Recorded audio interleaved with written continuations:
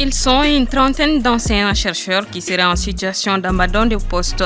Le ministère de l'Enseignement supérieur, à travers un communiqué, leur prie de rejoindre leur poste d'ici le 16 février. Au Brésil, l'ancien président Jair Bolsonaro est sous le coup d'un mandat d'arrêt. Il est accusé de tentative de coup d'État. CAN 2023, épilogue de la compétition ce dimanche. Nous ferons le point de l'actualité sportive avec Mohamed Kinouvi en fin de journal. Bonsoir à toutes et à tous, bienvenue aux informations. Au moins 32 enseignants-chercheurs en situation d'abandon de poste doivent reprendre service d'ici le 16 février. Le communiqué émanant du ministère de l'Enseignement supérieur et de la Recherche scientifique est un avertissement pour les concernés. On en sait plus avec Aminata Keita. Le communiqué est daté du 26 janvier. Dans celui-ci, le ministère de l'Enseignement supérieur et de la Recherche scientifique invite plusieurs enseignants en situation d'abandon de poste, selon les termes du communiqué, à reprendre service dans leur structure d'affection. Les concernés sont au nombre de 32, tous des enseignants-chercheurs. La reprise de service des concernés doit être effectuée au plus tard le 16 février prochain. Passé ce délai, les intéressés s'exposeront aux sanctions prévues par la réglementation en vigueur selon le ministère de l'Enseignement supérieur et de la Recherche scientifique. Nous sommes à l'enseignement supérieur. Le plus gros problème d'ici, c'est le manque d'enseignants. Au moment où des nouveaux tapent à la porte et que l'enseignement supérieur ne parvient pas à les recruter faute de moyens, au même moment, on va trouver des enseignants en cas d'abandon de poste. Cela est très grave vis-à-vis de la loi. Tout simplement, vous êtes fonctionnaire de l'État et vous devez vous acquitter de votre devoir. À défaut, il fallait tout simplement présenter une démission si vous avez d'autres opportunités ailleurs. Donc, ils doivent impérativement regagner leur poste. Dans le cas échéant, il faudra tout simplement appliquer les textes en vigueur. En République du Mali, selon l'article 262 du nouveau code, je cite, « est licencié d'office tout fonctionnaire qui abandonne son poste ». Fin de citation. Toutefois, l'article 264 précise que le licenciement pour abandon de poste, sauf dans le cas où il est effectué à titre de régularisation, ne peut être infligé qu'après une absence non justifiée de 3 mois. Une session extraordinaire du Conseil de médiation et de sécurité au niveau ministériel s'est tenue le 8 février au siège de la commission de la CEDEAO à Abuja pour discuter des récentes décisions des 3 États membres de se retirer de la CEDEAO ainsi que la situation actuelle au Sénégal. Paul Yapinguessan.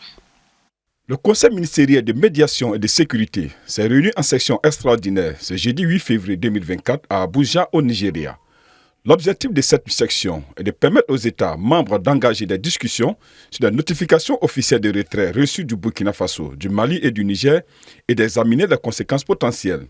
S'adressant à la réunion, le président de la commission de la CEDEAO, Omar Aliou Touré, a déclaré que la décision du Burkina, du Mali et du Niger de quitter l'organisation était précipitée et ne tenait pas compte des conditions de retrait.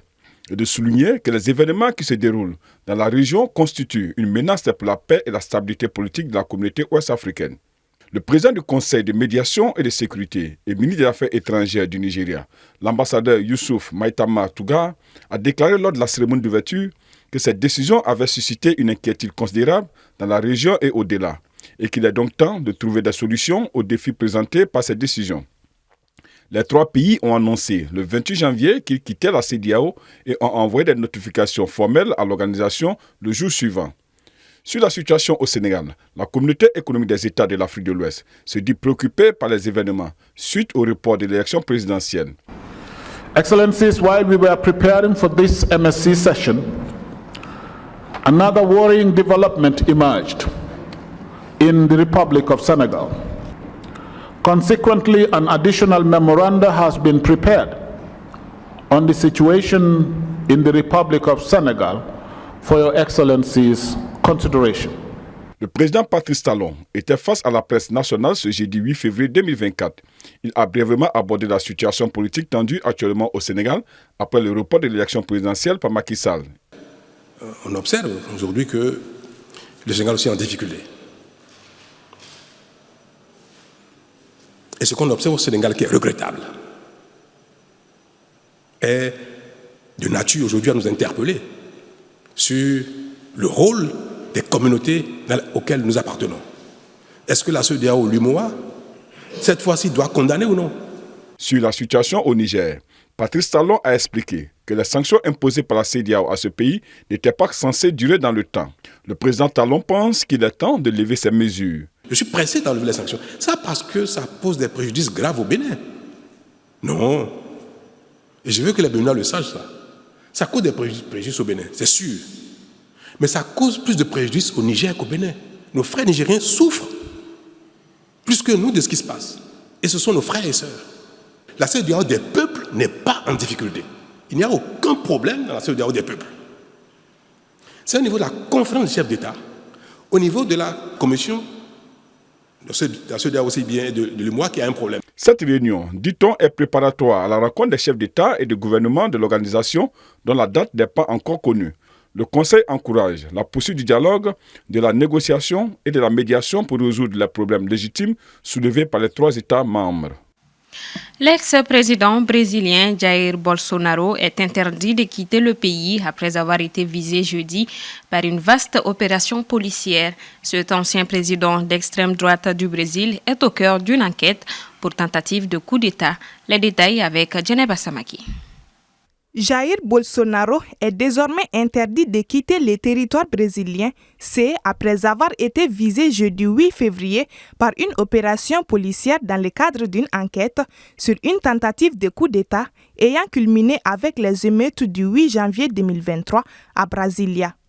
Date à laquelle des milliers de soutiens de l'ancien président avaient saccagé plusieurs bâtiments officiels et lieux de pouvoir dans la capitale du pays, une semaine après l'investiture de Lula da Silva qui venait d'emporter la présidentielle face à Bolsonaro. Appelé Tempus Veritatis, qui signifie en latin le moment de vérité, l'opération visant à s'emparer du pouvoir aurait été orchestrée depuis par Bolsonaro et son clan avant même la tenue du scrutin, selon la police fédérale.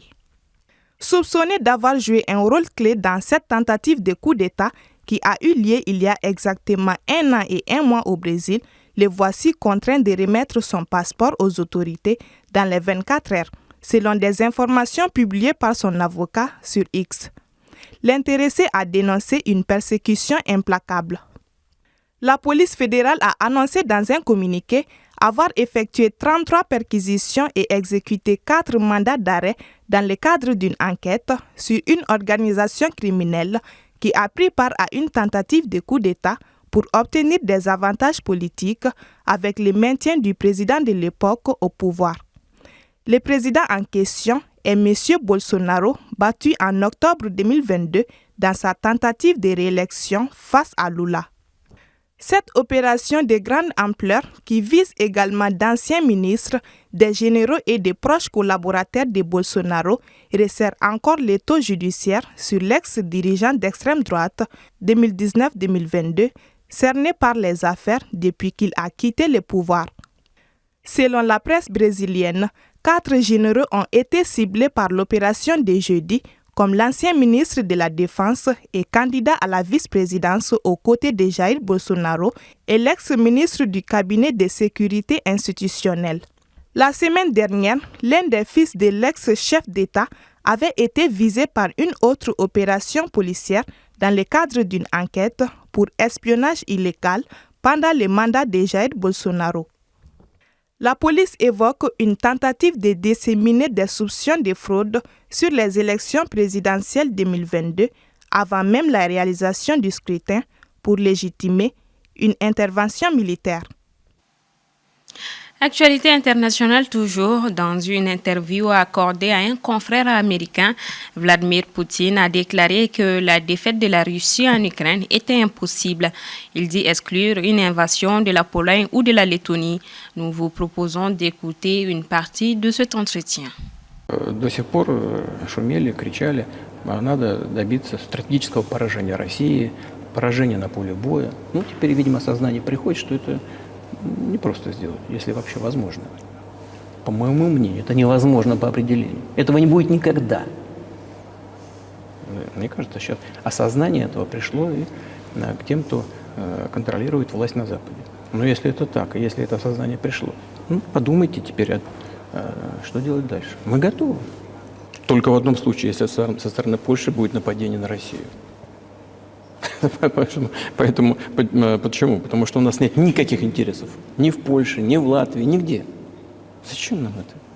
У нас просто нету никаких интересов, одни угрозы. Comme chaque vendredi, je suis avec Mohamed Kinouvi pour la chronique sport. Bonsoir Mohamed. Bonsoir Marichou. Alors on commence par le programme de la 17e journée de la Ligue 1 Orange. Oui, hier, le Djoliba a pris le dessus 1-0 sur l'US Bougouba. Ce vendredi, 5 autres affiches étaient au programme. L'AS Korofina était face à l'AS Real de Bamako, tandis que l'ATS de Koro défiait l'USFAS. Binga avait rendez-vous avec l'US Bougouni. L'AS Blackstar était aux prises avec Afrique Football Elite et l'AS Bakaridjan se mesurait à l'AS Police. 2 matchs sont à suivre demain en clôture de cette 17e journée à 16h sur le terrain de l'ASB. Le choc entre le Stade malien de Bamako et les 11 créateurs de Niarela. Et à la même heure, du côté du terrain du Stade malien, l'US Kita va en découdre avec le COB. Cannes 2023, c'est déjà la finale. Oui, on connaîtra ce dimanche 11 février le grand vainqueur de la 34e édition de la Coupe d'Afrique des Nations. La finale va opposer le Nigeria, tombeur de l'Afrique du Sud en demi-finale, au pays hôte, la Côte d'Ivoire, qui a validé son ticket en disposant de la RDC. Une finale indécise qui sera le remake du match de poule entre les deux pays le 18 janvier dernier, qui s'était soldé par une victoire 1-0 des Super Eagles. Après avoir éliminé le Sénégal puis le Mali au terme de match à rebondissement, la Côte d'Ivoire est apparue plus sereine face à la RDC en demi-finale et semble arriver dans sa meilleure dynamique avant cette finale face au Nigeria. Mais le Nigeria, invaincu lors de cette CAN, dispose de belles armes pour renverser l'hôte de la compétition, à commencer par son attaquant star Victor Osimhen. Rendez-vous donc dimanche pour connaître le successeur du Sénégal sur le toit continental. Mais bien avant, demain, samedi, se joue la petite finale entre l'Afrique du Sud et la RDC. Ligue des Nations 2024-2025, les affiches sont connues. Oui, le tirage au sort de la phase de poule de la Ligue des Nations 2024-2025 a eu lieu hier, jeudi 8 février, en marge du congrès de l'UEFA à Paris. Dans la Ligue A, présent dans le groupe A2, les Bleus croiseront la route de la Belgique et de l'Italie avant de défier Israël. Tenante du titre, l'Espagne sera quant à elle opposée au Danemark, à la Suisse et à la Serbie dans la poule A4. Le groupe A3 est lui composé des Pays-Bas, de la Hongrie, de l'Allemagne, pays hôte du prochain Euro, et de la Bosnie-Herzégovine. Enfin, le Portugal de Cristiano Ronaldo affrontera la Croatie, finaliste de la dernière édition, la Pologne et l'Écosse. En plus de la Ligue A, on connaît également les affiches dans les 3 autres ligues B, C et D. À noter que la phase de groupe est prévue du 5 septembre au 19 novembre 2024, les quarts de finale du 20 au 23 mars 2025, les demi-finales les 4 et 5 juin 2025 et la grande finale le 8 juin 2025. NBA, pour terminer, les Lakers dévoilent une statue en hommage à Kobe Bryant. Les Lakers ont organisé hier jeudi une cérémonie pour rendre hommage à Kobe Bryant, décédé il y a un peu plus de 4 ans dans un accident d'hélicoptère. La franchise californienne a dévoilé une statue à l'effigie du Black Mamba, le montrant avec le numéro 8 sur le dos, l'index pointé au ciel en référence à sa sortie du parquet le 22 janvier 2006 lorsqu'il avait inscrit 81 points face à Toronto, deuxième plus grande marque de l'histoire du basket. Il faut noter que 2 autres statues de Kobe Bryant devraient bientôt être installées à la Crypto Arena, la salle des Lakers, l'une le représentant avec le numéro 24 sur le dos et l'autre avec sa fille Gigi. Pour toutes ces précisions, merci Mohamed Kinouvi. Je vous en prie. On s'est dit à vendredi prochain. Inch'Allah.